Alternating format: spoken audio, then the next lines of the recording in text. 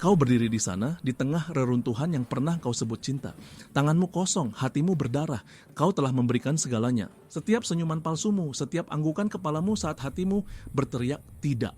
Setiap pengorbanan yang tak pernah diminta, namun selalu kau berikan. Kau adalah pria yang baik, pria yang sempurna. Setidaknya itu yang selalu kau katakan pada dirimu sendiri di depan cermin yang retak. Tapi Mengapa kebaikanmu dibalas dengan tatapan dingin?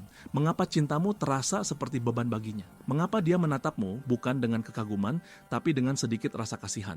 Pikiranmu berputar dalam labirin kebingungan. Kau mengikuti semua aturan. Kau membaca semua buku. Kau menjadi bahu untuknya menangis. Pendengar setia keluh kesahnya. Kau adalah pelabuhan amannya. Tapi kapal tidak pernah jatuh cinta pada pelabuhan. Mereka hanya singgah lalu pergi mencari lautan yang berbadai. Ini bukan salahmu. Tapi ini adalah tanggung jawabmu untuk mengerti. Kebenaran yang akan kita ungkap ini menyakitkan. Ini adalah rahasia kotor yang tersembunyi di balik hubungan modern. Wanita pada tingkat naluriah yang paling dalam tidak menghormati pria yang terlalu baik. Biarkan kalimat itu meresap. Ini bukan tentang logika, ini bukan tentang moralitas. Ini adalah tentang biologi, tentang gema kuno yang masih berbisik di otak reptil kita. Otak modern seorang wanita mungkin menginginkan pria yang stabil, baik dan dapat diandalkan. Pria yang akan menjadi ayah yang baik. Tapi naluri purbanya, bagian dari dirinya yang diwariskan dari ribuan generasi mencari sesuatu yang lain. Dia mencari kekuatan. Bukan kekuatan fisik, bukan kekayaan, tapi kekuatan batin, kekuatan seorang pria yang memiliki kerajaannya sendiri, misinya sendiri, dunianya sendiri, di mana dia adalah raja. Pria yang terlalu baik secara tidak sadar mengirimkan sinyal yang berbeda. Dia mengirimkan sinyal kebutuhan. Aku butuh validasimu. Aku butuh persetujuanmu. Duniaku berputar di sekitarmu dan tanpamu aku bukan apa-apa. Sikap yang selalu setuju, yang menghindari konflik dengan segala cara, itu bukan kebaikan. Di mata naluri itu adalah kelemahan, kurangnya tulang punggung. Seorang pria yang tidak memiliki batasan, yang tidak menghargai waktunya sendiri, yang rela membatalkan misinya demi keinginan sesaat seorang wanita, secara tidak langsung mengatakan, misi saya tidak penting, kamu lebih penting dari tujuan hidupku. Dan ini teman adalah afrodisiak terbalik, ini adalah pembunuh ketertarikan yang paling mematikan. Mari kita lihat sebuah contoh, sebut saja dia Leo, dan wanita itu Clara. Leo adalah pria baik yang klasik, dia selalu ada untuk Clara. Dia membatalkan rencananya dengan teman-temannya jika Clara merasa sedikit sedih. Dia selalu setuju dengan pendapat Clara, bahkan jika itu bertentangan dengan pendapatnya. Baginya, keharmonisan lebih penting daripada kebenaran. Awalnya, Clara menyukainya. Siapa yang tidak suka diperlakukan seperti ratu, perhatian itu terasa hangat. Tapi kemudian sesuatu mulai bergeser. Sesuatu yang tidak bisa dia jelaskan dengan kata-kata. Dia mulai menguji batasannya secara tidak sadar. Dia datang terlambat untuk kencan. Leo hanya tersenyum dan berkata, tidak apa-apa, aku senang kamu datang. Dia membatalkan rencana di menit terakhir. Leo menjawab, tentu sayang, mungkin lain kali. Tanpa sedikit pun rasa frustrasi dalam suaranya. Setiap kali dia mendorong, dia tidak menemukan dinding. Dia tidak menemukan perlawanan.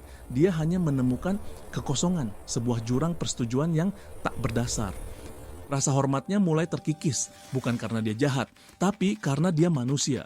Kita tidak bisa menghormati sesuatu yang tidak menghormati dirinya sendiri. Ketertarikannya memudar, berubah menjadi perasaan yang lebih mirip dengan rasa kasihan seorang ibu terhadap anaknya yang terlalu penurut. Dan akhirnya dia pergi. Dia mungkin akan berkata, ini bukan karena kamu, ini karena aku, atau kamu terlalu baik untukku. Dengarkan baik-baik. Ketika seorang wanita berkata, kamu terlalu baik untukku, yang sebenarnya dia katakan adalah, kamu tidak memiliki standar untuk dirimu sendiri, dan itu membuatku tidak aman. Dia mengatakan, kamu tidak memiliki misi yang lebih besar dari diriku, dan itu membuatku menjadi pusat alam semestamu.